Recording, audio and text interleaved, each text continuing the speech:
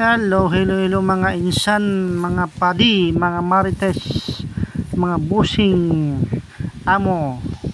Welcome back to another video.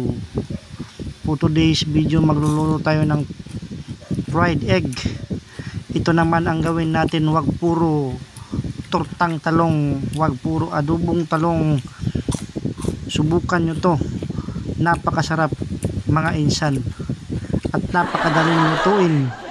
Nasa screen po ang kabuuang ingredients nya. Kung gusto nyo i-try, sundin nyo lang yung video. Paki-like po and subscribe my YouTube channel. Alright mga insan, ganyan lang po ang proseso natin sa paggawa ng fried egg. Unang-una, balatan mo muna yung talong gamit ang ating peeler. Make sure lang na mabalatan lahat. Ganyan lang mga insan. Sobra na sarap yan insan, sobra na.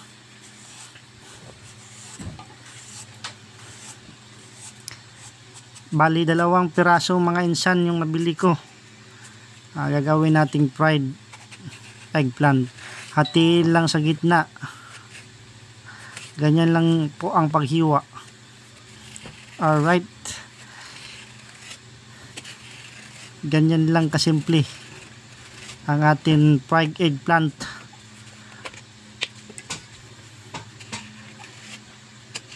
Isang piraso, bali 2 magagawa mo. Hiwain lang ito ng ganyang hiwa.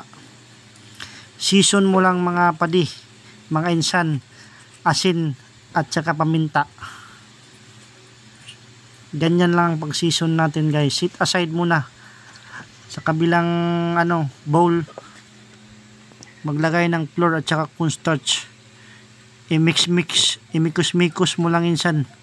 Lagyan mo ng paprika, paminta, chili powder, magic syrup at chili powder.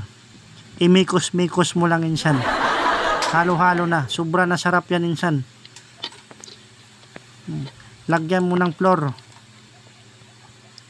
Pagkatapos mo lagyan ng flour insan, ilagay mo doon sa dough. Yan, sobra na sarap yan insan. Tapos yung last, ilagay mo sa breadcrumbs. Tapos isit aside mo. I-breading mo lang yan insan lahat. Same process lang mga insan. Sobra yan sarap insan. Minikos-mekos na insan. Ganyan lang yung proseso insan. Balik-balik lang insan. At nananawa na tayo sa torta. Ito naman yung version natin ng fried egg. Alright mga insan, minikos-mikos na natin sa mantika. Alright, kailangan medium heat para hindi masunog yung ating breadcrumbs at saka pantay yung pagkaluto. Alright, iprito lang ito ng bahagya mga 1 minute, then ibaliktad mo. Ganyan na yung kulay niya, golden brown. Napakasakto lang yung pagkaluto natin ng fried egg.